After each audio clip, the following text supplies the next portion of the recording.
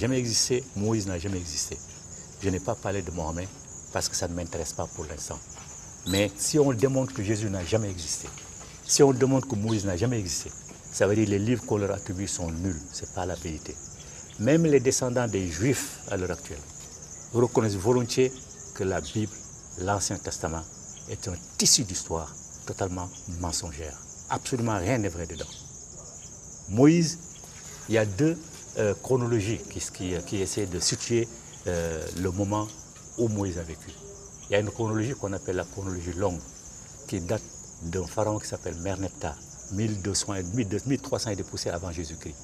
Et il y a une autre chronologie qui part de Akhenaton, à partir de 1200 et poussière avant Jésus-Christ. Il y a 100 ans d'écart entre les deux chronologies. Est-ce qu'on peut se tromper sur l'histoire d'un être humain sur 100 ans?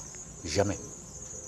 Moïse, beaucoup de choses démontrent, peut-être qu'on n'a pas le temps, démontrent que Moïse n'a jamais été un personnage historique. Jamais. Jésus, c'est pareil. Jésus, c'est la combinaison de Osiris Asaré, chez nous, de Horus, le fils de Osiris. Jésus, c'est une combinaison de ces deux-là.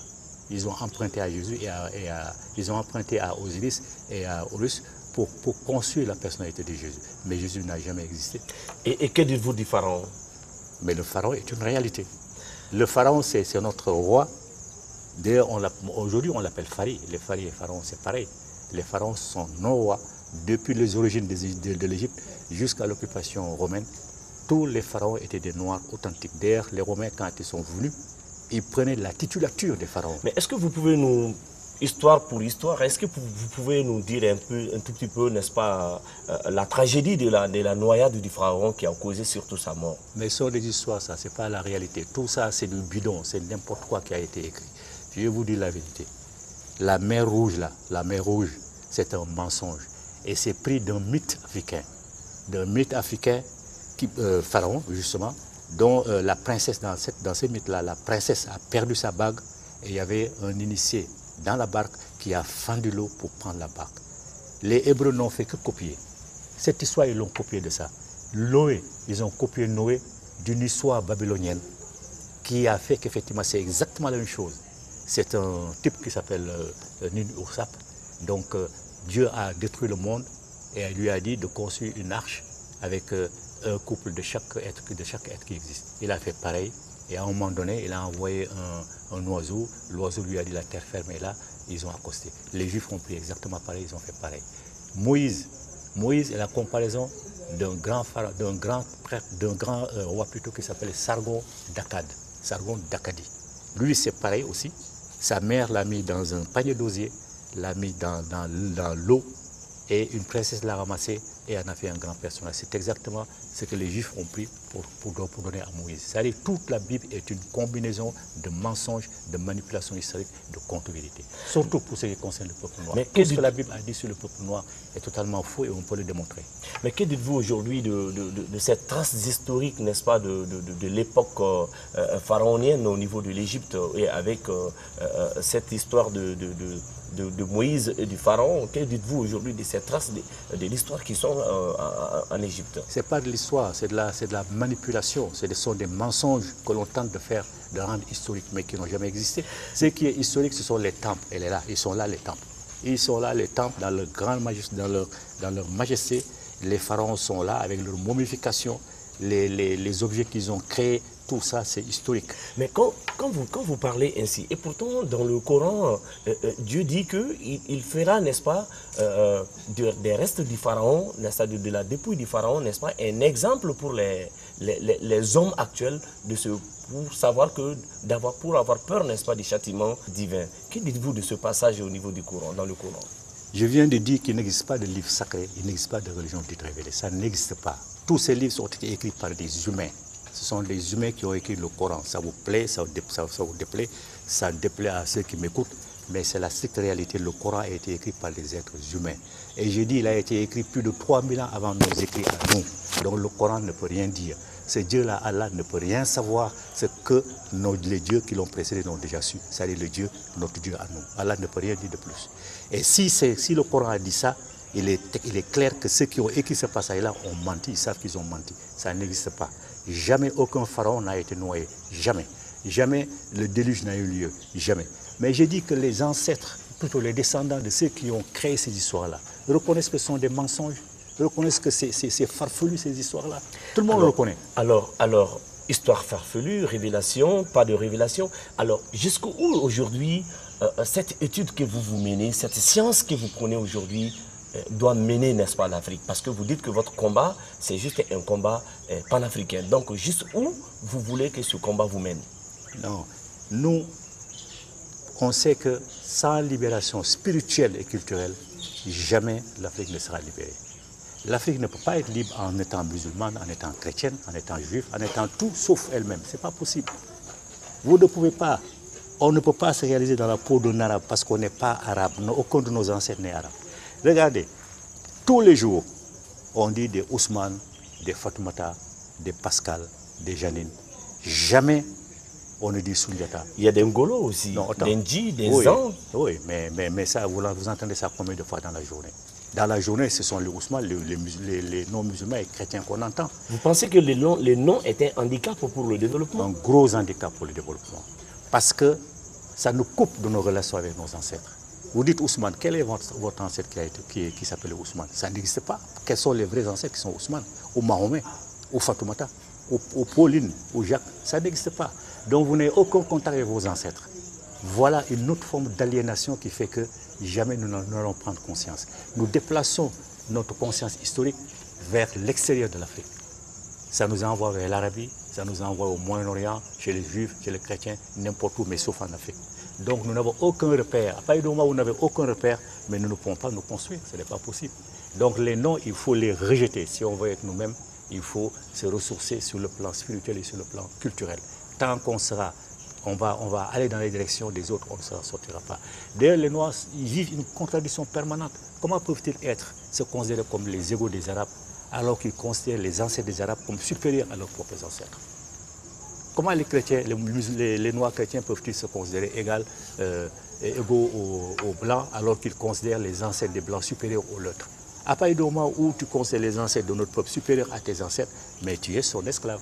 Mais aujourd'hui, lorsque vous prenez, je vois que vous mettez beaucoup l'accent sur le nom, sur les attributs du nom, sur le comportement africain, sur, n'est-ce pas, le langage africain. Alors, aujourd'hui, dans ce combat de panafricain, si on vous demande aujourd'hui de donner un langage africain, quel serait ce langage? Non, ce n'est pas comme ça qu'on pose le problème. Il faut d'abord qu'on parle nos langues. Heureusement, dans le quotidien, on parle nos langues nationales. Nous, notre combat, c'est de faire en sorte qu'il y ait une langue commune à l'Afrique. Il y a plusieurs thèses.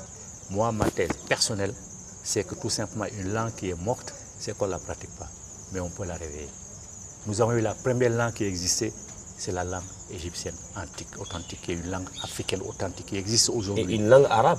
Non, jamais. Ça n'a absolument rien à voir avec l'arabe. Jamais. Peut-être l'Égypte de maintenant, mais moi je parle de la vraie langue égyptienne qui a son écriture. Nous avons créé la première écriture qui existe. Toutes les écritures découlent de la nôtre. Ce que je dis là, ce n'est pas pour nous vanter, hein, c'est que c'est la réalité. Tout le monde s'est inspiré de nous pour exister. Si sans nous, les civilisations là n'auraient pas existé. Ça n'existait pas. D'ailleurs, une petite digression. Nos ancêtres ont dessiné le jugement dernier. Dans le jugement dernier, il y a un plateau. Au moment où ils ont inventé le plateau, les Blancs s'habillaient avec des peaux de bêtes. Ils n'étaient rien, ils ne connaissaient rien à la civilisation. Nos ancêtres avaient déjà créé la balance, pour vous dire. Donc, ce qui est clair, mais c'est ça. Si on n'est pas nous-mêmes, jamais on s'en sortira. Et la langue est un des premiers éléments. Les noms sont un autre élément fondamental. La langue, pour nous, il faut réveiller la langue ancienne. Nous avons une écriture déjà, dont toutes les autres écritures découlent. Il suffit de reprendre cette écriture-là et tout simplement de restituer notre langue ancienne, de la réveiller. Et c'est tout. L'Afrique devient une. Mais est-ce que vous pensez aujourd'hui, avec cette globalisation du monde, cette grande ouverture comme les réseaux sociaux aujourd'hui, l'Internet et tout, est-ce que vous pensez aujourd'hui que ce combat n'est pas un combat, n'est-ce pas, de non-sens? Ce combat, justement, se sert des réseaux sociaux pour bien se faire connaître. Au mois de décembre 2016, du 9 au 11, il y a plusieurs centaines de personnes qui sont venues ici au Mali pour participer à ce qu'on a appelé Mali 2016, organisé par notre association 3 RNA Maya, Rassemblement pour la réhabilitation de la région négro-africaine. Plusieurs centaines de personnes sont venues. La diaspora d'ailleurs. Et c'est grâce aux réseaux sociaux qu'ils ont appris cette nouvelle-là qui sont venus. Donc les réseaux sociaux, effectivement, servent notre combat. Et quand vous parlez de village planétaire, quand vous parlez de je ne sais pas quoi mondial, mais tout ça c'est de l'arnaque des Européens. Puisque dans ce village-là, il n'existe que des sous-fifres, c'est-à-dire nous, et puis des gens qui dirigent le village, sont les Occidentaux et les autres. Donc nous ne sommes rien dans tout ça. Alors ce sont des mots qu'on crée pour nous arnaquer, pour nous tromper. Et nous, on s'engage comme ça dans ces voies-là, vraiment sans réflexion. Alors, pour le passage de témoin à cette jeunesse africaine, quel est le message que vous adressez aujourd'hui à nos téléspectateurs d'Africa Télévision? Mais ça fait plusieurs années que nous adressons le même message. Le même message, il faut se ressourcer, il faut revenir à la maison, il faut oser aller se faire initier au Komo, au Domo, tout ce qu'on veut, vaudou. Mais il faut se faire initier, entrer dans la vraie tradition et laisser tout ce qu'on vous amène de l'extérieur qui ne fait que vous aliéner parce que ce n'est pas du tout vrai. L'islam ne peut jamais amener quelqu'un au paradis ou en enfer. D'ailleurs, je vais vous faire une dernière confidence. Chez nous, dans notre tradition, on n'a même pas besoin de prier pour aller au paradis ou en enfer. Ça n'existe pas. On n'a pas besoin de prier. Il suffit seulement de faire les choses correctement. C'est le cœur qui juge. Le jugement dernier dont je vous ai parlé d'une balance. À la mort, 40 jours après, à la mort, c'est le cœur qui est posé sur un plateau de la balance et sur l'autre plateau de la balance, c'est une plume d'oiseau qui est posée, qui est symbolisée par une déesse. Donc c'est même une femme chez nous qui décide si quelqu'un va au paradis ou en enfer. Ce n'est pas un homme. Donc c'est l'ensemble des actions que le cœur a posées. Parce que le cœur est le siège de la conscience et de l'intelligence. Contrairement à ce que les autres pensent que c'est le cerveau, ce n'est pas vrai. Le cerveau exécute les ordres du cœur. Donc ça dépend des actions que le cœur a posées. Si le cœur est plus lourd que la plume d'oiseau, la personne revient dans le cadre de la réincarnation. Si le cœur est aussi léger ou moins léger, la personne n'a plus besoin de se réincarner. La personne va au paradis. Mais notre paradis, c'est la fusion ou le retour fusionnel avec Dieu pour mettre fin au cycle de la réincarnation. Donc c'est ça la réalité chez nous. Donc pour inviter nos enfants là, à ne pas perdre leur temps à aller faire des prières inutiles, mais à se consacrer à la constitution de l'Afrique. Et ça se fait d'abord en étant africain soi-même. Il faut qu'ils soient des Africains, qu'ils s'identifient à leurs ancêtres, qu'ils renouent avec leurs ancêtres, à leurs sources. Ce sont seuls les ancêtres qui peuvent nous aider. Aucun ancêtre d'aucun peuple ne peut nous aider. Parce qu'ils ne nous connaissent même pas. Les Ousmane ne nous connaissent pas. Les Fatmata ne nous connaissent pas. Les Paul, Françoise, Marie ne nous connaissent pas. Ils ne connaissent que ceux qu'ils ont laissés derrière eux. Ceux qui nous connaissent, nous, sont les Sundiata, ce sont les Babemba, ce sont les autres. Les Fakoli sont ceux-là qui nous connaissent. Et eux attendent qu'on se connecte avec eux pour qu'ils puissent nous aider. Mais nous leur avons tourné le dos. C'est la raison pour laquelle l'Afrique est le seul peuple, l'homme noir est le seul peuple qui soit par terre. Le seul. Tous les autres peuples regardent vers le ciel. Mais nous sommes par terre. Tout le monde nous piétine. Alors, mesdames et messieurs, fidèles téléspectateurs d'Africa Télévision, cette émission, Page africaine, s'achemine maintenant avec cette phrase, n'est-ce pas, de notre invité du jour, M. Doumbi Fakoli, qui nous parlait tout simplement de l'origine négro-africaine des religions dites révélées. Avec lui, il a été question tout simplement de toutes ces histoires concernant les religions, concernant les dieux et de ce retour, n'est-ce pas, à la source prônée par notre invité à l'endroit des jeunes Africains. Ainsi se boucle notre émission d'aujourd'hui. Merci de l'avoir suivi et bonne continuation avec les programmes d'Africa Télévision.